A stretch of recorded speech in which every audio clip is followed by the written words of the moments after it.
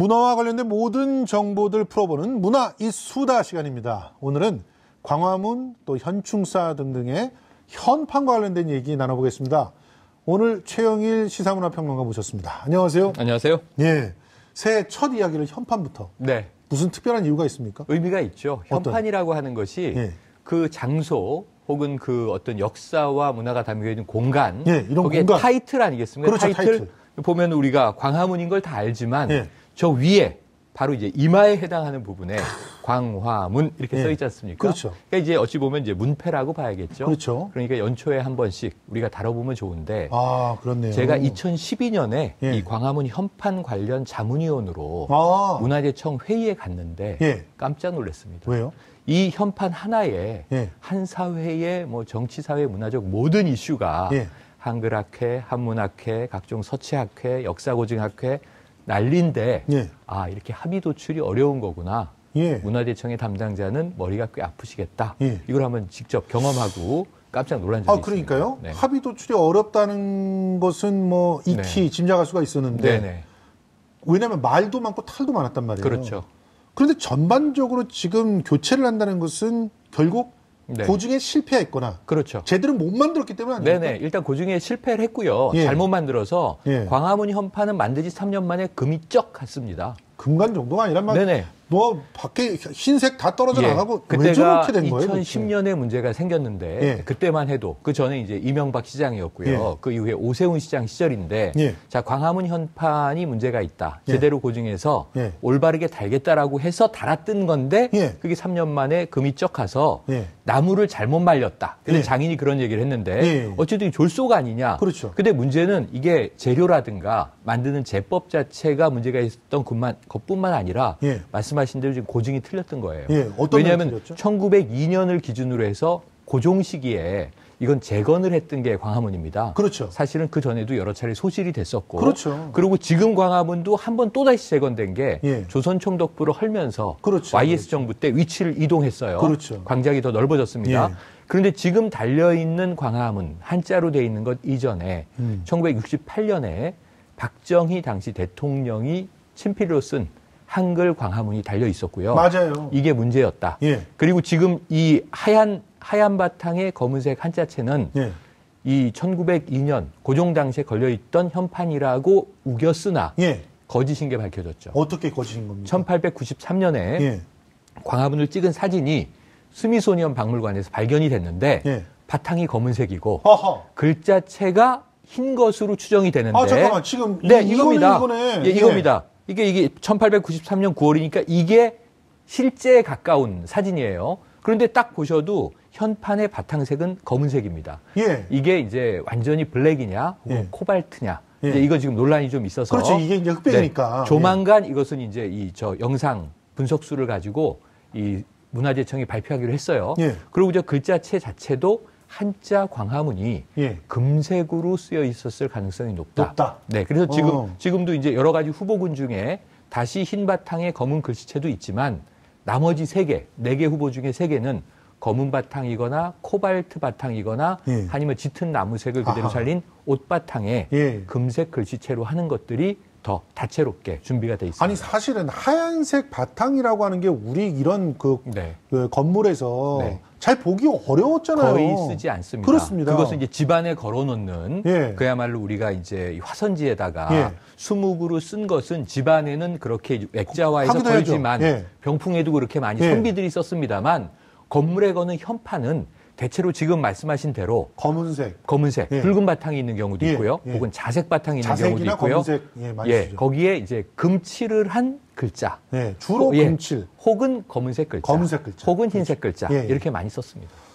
아니 근데 왜 네. 그 우리나라 최고의 전문가들이 모여서 뭔 짓을 했길래 이렇게 복원을 엉뚱하게 하는 거예요? 그러니까 사실은 우리 산업화 시기에 근대화 산업화 시기에 제가 보기에는 네. 정치 권력이 문화까지도 왜곡하는 일이 많았기 맞아요. 때문에 68년에 이 박정희 대통령이 아, 왜 자기 글씨를 여기다 막 써나오는 거예요? 박정희 당시 대통령은요 굉장히 많은 곳에 자기의 글을 써서 휘호를 내렸는데 예. 이것을 우리가 흔히 사액한다 이렇게 얘기를 아, 하는데 임금도 아니고 무슨 임금이 하던 겁니다. 그러니까 지난 이제 18년 동안 독재 정권으로 통치를 했던 박정희 대통령은 왕권 이상의 권력을 휘둘렀기 때문에 네.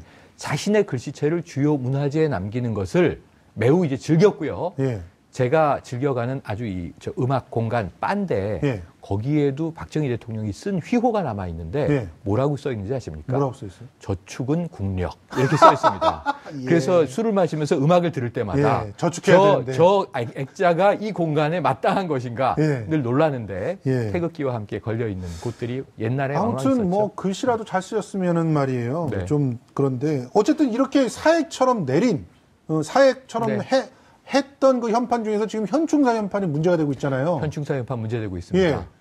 아니 현충사에 원래 예. 있던 현판은 이 광화문하고 똑같이 짙은 바탕의 금색으로 맞아요. 현충사 흰색 예. 글씨인데 숙종이 쓴 글씨가 있습니다. 예. 1700년대에 이미 걸려 있었던 거예요. 숙종 글씨는 네. 명필로 유명한 명필이고 예. 꽉 찬 글씨고 아주 예. 독특하고 힘 있는 필체입니다. 예. 근데 그걸 떼내고 그 아산의 현충사 지금 보시는 이게 이제 이 박정희 대통령 초등학생 글씨 글씨인데 같은 거 갖다 썼단 말이에요. 뭐 조금 이제 빈약해 보이죠. 예. 근데 저게 걸려 있는데 이게 문제가 지금 됐어요. 예. 뭐냐면 지금 국보로 지정돼 있는 난중일기 예. 이순신 장군이 친필로 이 임진왜란을 기록했던 난중일기가 사실은 이순신 장군 가문의 가보일 거 아닙니까? 가보죠. 국가의 국보이기도 하지만 예. 그러니까 이것은 이순신 종가에서 허락을 해서 현충사에 전시가 돼 있는 거예요. 그렇죠. 합의를 해서. 그런데 저 현충사 현판은 문제가 많다. 이 종가에서 지속적으로 문화재청에 현판을 교체해달라는 요청을 했던 거예요. 그렇죠. 그런데 문화재청이 감감무소식이니까 난중일기를 올해는 우리가 전시하지 전시를 안 못하도록 하겠다. 하고 걷어가겠다. 예. 이렇게 지금 된 상황입니다. 아니 그러니까 이런 문제를 계속적으로 지속을 한 게 종가뿐만이 아니라 네.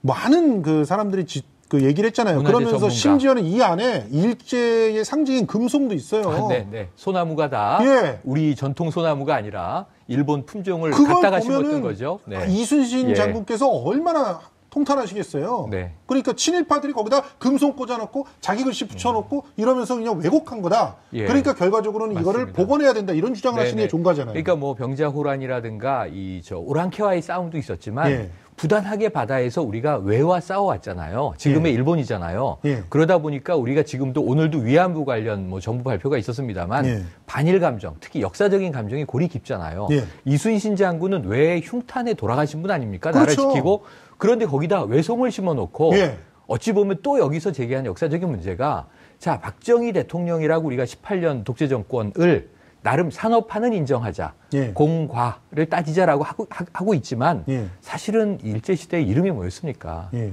다카키 마사오 씨였잖아요. 그렇죠. 예. 그러한 역사를 우리가 뻔히 알고 있는데 천황한테 혈서도 썼잖아요. 예, 이순신 장군을 기리는 현충사의 현판을 그 글씨로 떡 붙여놓는다는 게 말이 되느냐? 이게 이 역사 전문가들과 그렇죠. 종가의 이제 문제 제기거든요. 그래서 저는 정부가 여기는 반드시 답해야 한다. 예. 자, 난중일기를 현충사에서 볼 수 없다. 예. 그것도 이순신 장군의 가문에서 이런 현판 아래는 우리의 이 가보를 전시할 수 없습니다. 회수한다고 한다면 여기는 우리가 부응해야 되겠죠. 근데 반드시. 일부는 이제 이 현판이, 그러니까 아래에 있는 현판이 지금 사진으로는 오히려 더 커 보이지만, 네. 실제로는 위에 이제 그 공포나 이런 것들을 보시면 아시겠지만 네. 사이즈가 좀 작아요. 맞습니다. 옛날에 현충사는 좀 작았잖아요. 소박했잖아요. 그렇죠. 근데 그 소박한 거를 막 성역화한다고 막 키워놓고 네, 거기다가 네. 외송 심어놓고 네. 자기 글씨 붙여놓고 그런 거 아니에요? 근데 이것 자체가 이 현판을 지금 현재 건물에 달면 어울리지 않는다 네. 하는 그런 지적이 있으니까 종가에서는 건물도 바꿨으면 좋겠다 이렇게 얘기하셨다면서요. 건물도 원래대로 고증을 해달라. 아. 이런 요청이고 예. 그래야 또 원래 현판이 어울린다. 이것도 예. 맞는 말이고 혹은 그 사이즈가 커진 것을 굳이 축소하지 않을 거라면 예. 현판을 그 비율대로 키우면 됩니다. 아, 제가 광화문 때 예. 해보니까 그렇고요. 예. 광화문은 얼마나 심각하냐면 지금 이제 숭례문도 불탔다가 다시 져서 예. 우리가 국보 1호라고 해도 그게 이미테이션이잖아요. 그렇죠. 지금 이 광화문은 이 박정희 시절에 저것을 복원할 때 철근 콘크리트를 때려박아서 지은 겁니다. 그러니까 완전히 짝퉁 광화문이거든요. 예. 그런 상황에 지금 현판까지 이런 이 지경이니까 사실은 저는 시간과 비용이 들더라도 예. 하루아침에 전시행정으로 하자는 게 아니라 예. 시간을 두고 차근차근 복원해야 할 예. 우리의 문화재가 매우 많다. 아니 이런 생각이 그러면 듭니다. 문화재청은 차근차근 네. 시간을 들여서 복원하려고 이렇게 네.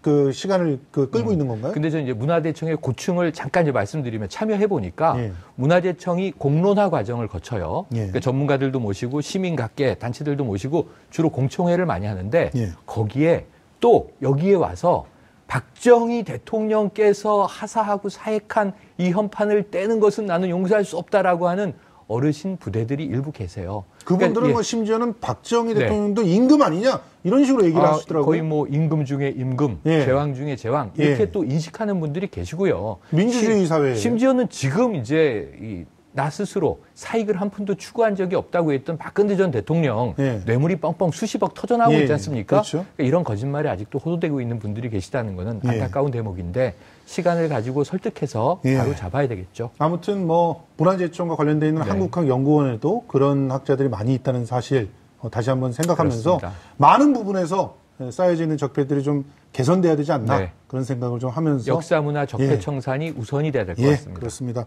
오늘도 이렇게 네. 소중한 그런 깨달음의 기회를 주셔서 너무 고맙습니다. 네. 아유, 고맙습니다. 최영길 평론가였습니다. 네.